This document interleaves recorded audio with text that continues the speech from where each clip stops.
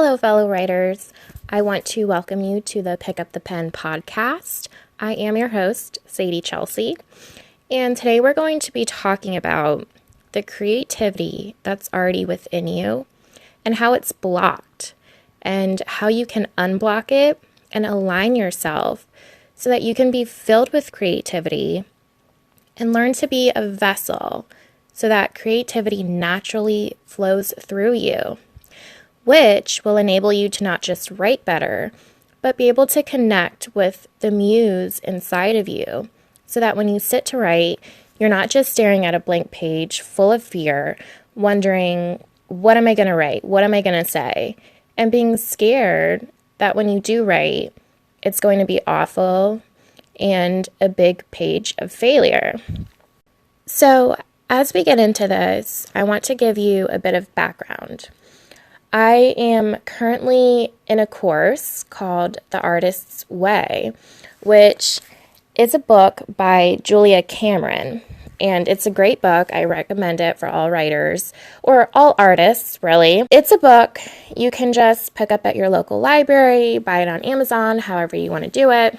It's about unblocking creativity, and not just unblocking, but finding out who you are as an artist and why you have been struggling for so long to reach that point you want to be at as an artist, as a writer. So I am on week 1. It is a 12-week course. And this week 1 is what has prompted me to create this episode. I want to share with you a little bit about what she said, something that really struck me to the core because I can relate so deeply. So Julia talks about shadow artists, and I didn't really know what a shadow artist was until I got into this course. And so just to give you a definition here, she describes shadow artists as children, or in their early development.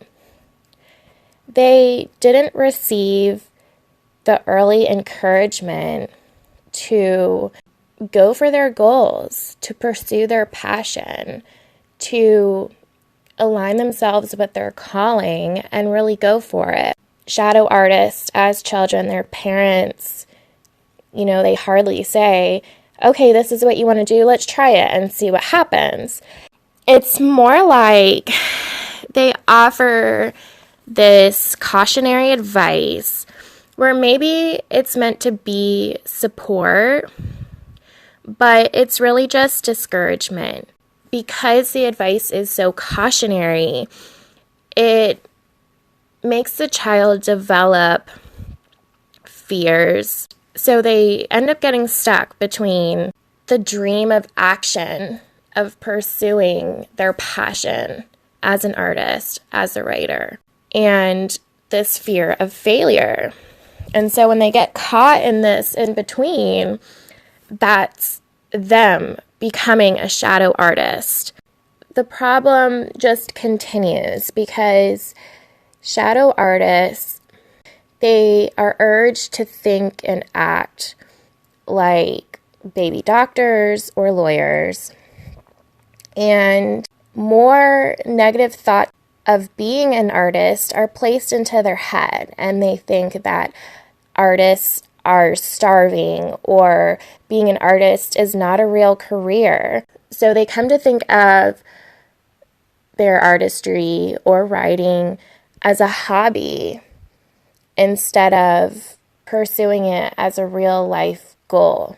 Our adults, they pick these sensible careers, things that pay the bills, things that are safe, things that are approved of by their parents, by society.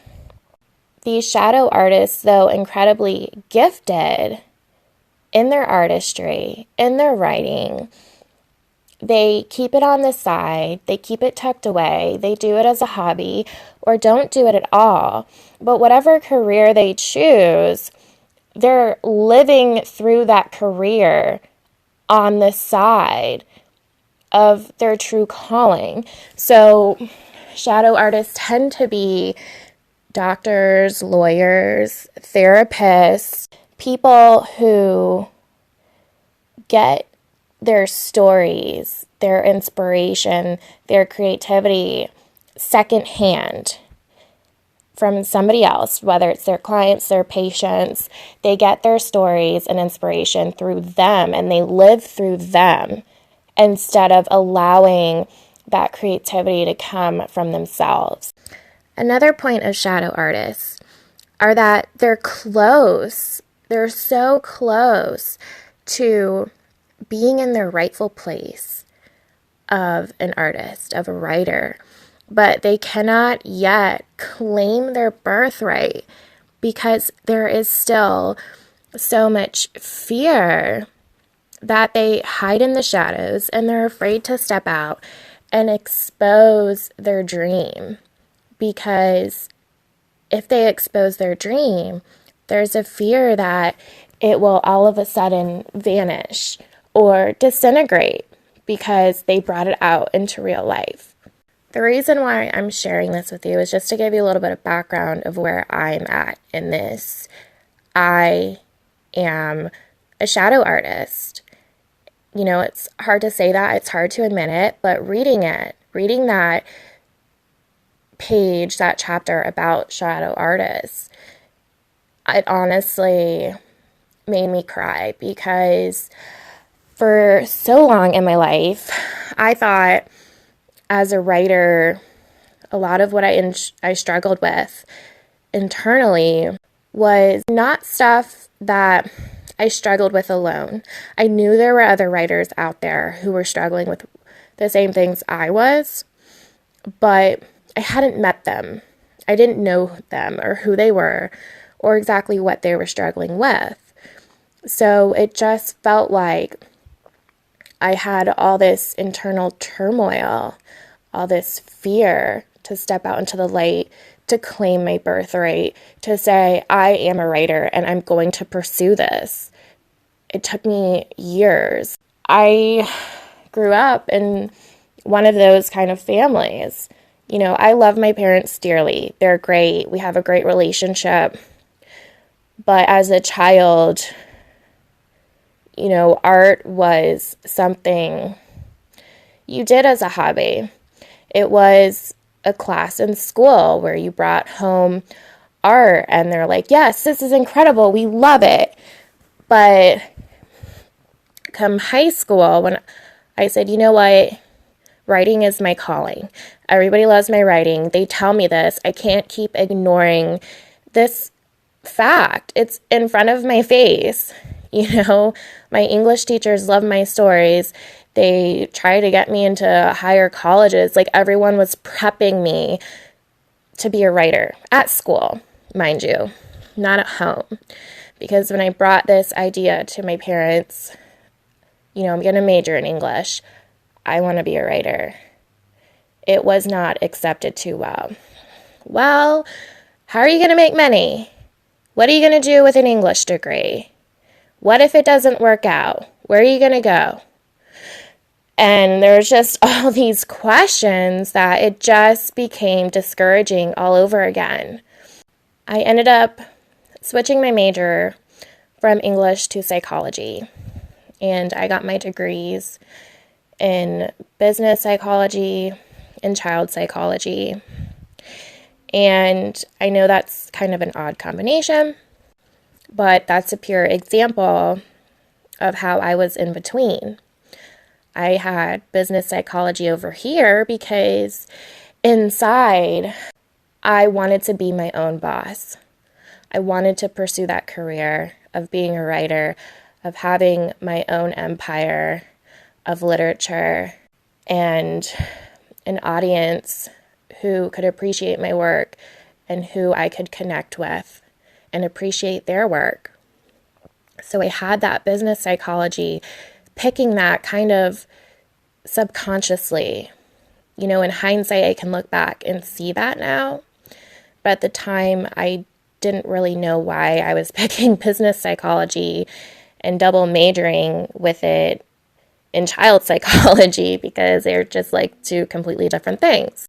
I had the child psychology degree, which is another pure example because it fits right into the shadow artist description. Here I am, instead of writing, I am sensibly choosing a sensible career to become a child psychologist so that I can eventually sit in a room and get my creativity, get my inspiration, and live secondhand through the stories of children and their families. It really wasn't until about 2 years ago I stepped into the light. I said enough is enough, because though I was writing in my journal, I was writing stories, I was doing them secretly, and I felt like I couldn't share my work with the world and be who I really was. And that's painful. It's painful when you can't be who you really are in front of the people you love the most. And it became so much pain. I really didn't have a choice in the matter. I had to step out into the light, because it was either continue to live with this pain and this fear and hide in the shadows for the rest of my life and be this, senior citizen and regret it all and die on my deathbed hating myself for not pursuing what I was meant to pursue. So the pain just became too much, and I had to step into the light. I was tired of waiting. I was tired of pretending. And so I did the thing that I originally wanted to do. I enrolled back into college and became an English creative writing major. You don't have to apply to college or get an English degree or writing degree to be a writer. I just want to make that clear. I chose to do that because I struggled with getting on a consistent writing schedule on my own. I've always thrived in school, so I chose to go back to school so that I was basically forced to write every day and have a consistent writing schedule instead of struggling to make it a habit. When I pursued my writing for real, I blossomed. I don't know a better word for it. I blossomed. Everything that I was inside was finally coming out, and it was amazing, because I think for so long I felt like if I expose who I really am as a writer to the world, will they accept me? Will they love me? Or will they reject me? And that fear of rejection, it pushes you back to not step into the light and to continue to be afraid. Along this road, I have learned, which I hope you are learning too in your journey, that you have to push people's opinions aside. That fear of being rejected, it's really just a basic instinct from, ancient times. We had to be accepted into groups. We had to be likable so that we could stay in our tribes and survive. If you were rejected and alone, you were going to die out in the wilderness alone. But while that instinct helped us then, it is not helpful now.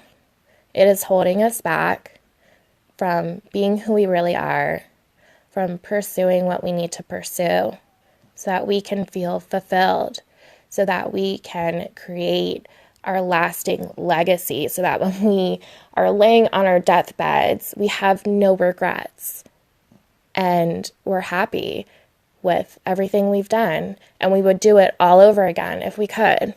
That's all coming full circle to that I am a shadow artist who is every day taking those steps to be in the light, to push aside that fear of rejection, that fear of failure, and learning to love myself for who I am, all my wants, all my dreams, all my quirks, and putting myself out there. And this is part of this podcast. This is huge for me. I don't think I ever thought I would be talking to an audience because I've always been so scared my whole life.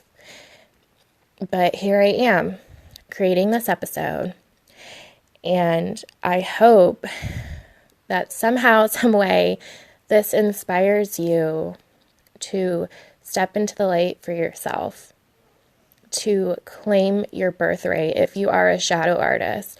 If for so long, for so many years, for all your life, you've been hiding, if you've been tucking away your written pages, if you've been writing in secret, I hope that this inspires you to know that there's someone else out there, me and many others, who have been hurting like you for so long.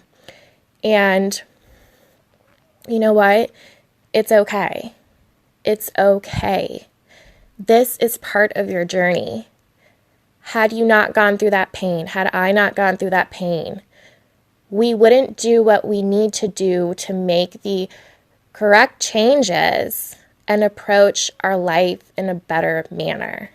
Embrace that pain. Embrace it. And use it to make the changes you need to make so that you can step out into the light. You can put yourself out there. You can claim your birthright and say, I am a writer. Yes, maybe I was a doctor, I was a lawyer, or whatever it is, and I'm still that thing. But more than anything, I am a writer. And I'm going to pursue my writing because that is what my heart is telling me to do. That is what I was born to do, and I'm going to do it. And yeah, I have that fear of what will the world think, but at the same time, I don't care. I don't care anymore. I've waited too long, and this is my only life. This is my only chance, and I have to take that chance. I have to fulfill my calling. I hope that you feel that for yourself to move forward in your life. You know, I started all that because I wanted to give you the background for the creativity. Right now, if you're a shadow artist, your creativity is so blocked because of that fear that you hold inside. Because you're too afraid to claim your birthright. How can you be creative if you're full of fear? How can you be open enough to let creativity flow through you if you are so blocked up with negative energy? You know, when you go through the course, she recommends some things for that, but I feel it fitting to recommend a couple of other things. The first thing is to just accept it. Accept, I've been a shadow artist. Once you accept that, then you're free to make the next step. But you cannot move forward until you acknowledge what you have been.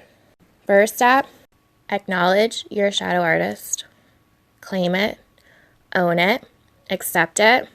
Say, it's okay. I've been a shadow artist and it's okay. Because the next step is to embrace that pain. Embrace the fear. Use it to propel you forward, to make the changes you need to make to step out into the light. The next thing I encourage you to do is call yourself a writer. If you've been calling yourself a doctor, a lawyer, a secretary, a teacher, whatever it may be, for so long, you need to replace that. I am a writer. Say that out loud right now. I am a writer. Writing is what I was born to do. I know it in my heart. It runs through my veins. That being, that inner voice inside of me, that ancient thing that is all-knowing, that is in everything, in every cell, every organism, that it is running through me right now. It knows I am a writer. The next thing to do is to act like a writer. If you are a writer, be a writer. It's time that you sit down with the page and take this seriously. Writing is not a hobby anymore. It is not a starving artist's job. Writing is your passion, it's your calling, it's your new career. So it's time for you to act like a writer. So every day, you sit down to the page. Whether you write something or not, you keep that appointment and you sit with the page. Because that is what a writer does. Just like a doctor practices with his stethoscope or, I don't know, thermometer, whatever doctors use. Or just like how teachers, rulers, pencils, books, every profession has their tools. And every professional is expected to work with those tools, practice with those tools, and become experts with those tools. So as a writer, it is now expected of you, not from anyone else, but from yourself. You need to expect this of yourself, that here are my tools: a journal, a pen, books, many books, maybe a laptop, tablet, whatever you use to write on. These are my tools. This is what I practice with every day because I expect this of myself as a writer. Once you do those things, you will begin to see some changes. At first, there will be resistance. There will be. Because you've been hiding in the shadows for so long, your body, your mind is not used to this, and you still have subconscious childhood traumas, negative beliefs, all that stuff that's backed up in there. It is going to fight you. And that is why it is so imperative that you write every day. You sitting down in your sacred writing space is going to get you through that resistance. And if you sit long enough, that resistance will eventually fade away. And in its place will be that encouragement, that general courage, and all the positivity that you need to continue on this journey of being a writer. You know, there's really no other way to go about it. Whatever course you take, whatever professor you listen to, you're going to hear the same things over and over and over again. Write every day, call yourself a writer. They're repeated because it works, especially for those of us who are shadow artists, who are so blocked up. Our creativity is so far away from us. Those are our first steps. Claim it. I'm a writer. And then act like a writer. As you do this, over time, those blocks are going to fade away.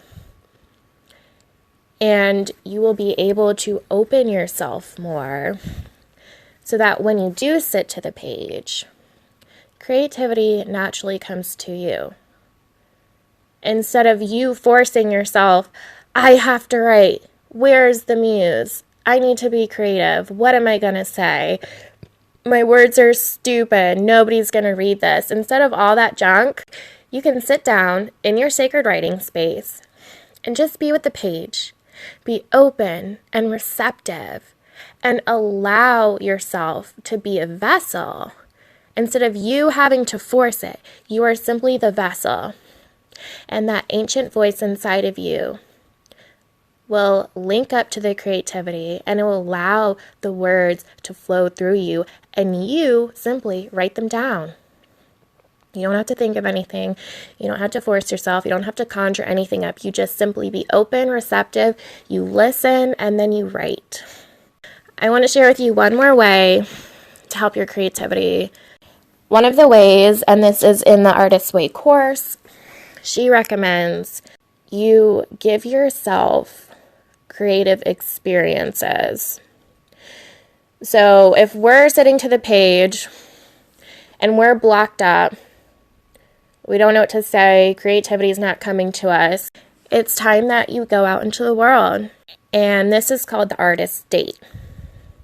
You have one day a week to go out and fill your mind, your heart, your body, your spirit with art, with beauty, with adventure, with passion, with anything that gets creativity flowing. And it can be simple things. My friend and fellow blogger, Joe Sire, he started by sitting with classical music. Just 10 minutes, he sat with classical music. And then another day he colored. And that can be you. Just do simple things. For me, I go to the beach. I ride my bike to the park. I go to the museum. I go to some place I haven't been before. That's something huge you can do. Go somewhere new. You go somewhere new, your senses are going to be heightened. You're going to take all of that in. You're going to be inspired and motivated. And when you sit down to the page, you're going to be unblocked, and that creativity is going to flow right through you onto that page. Another simple thing you can do, if for whatever reason you can't get out of the house, you somehow can't listen to music or can't color or whatever it may be, something else I do is I go online and I go to unsplash.com, and they're like a professional photographs gallery where you can download the images for free. But they have millions and millions of beautiful, artistic photos.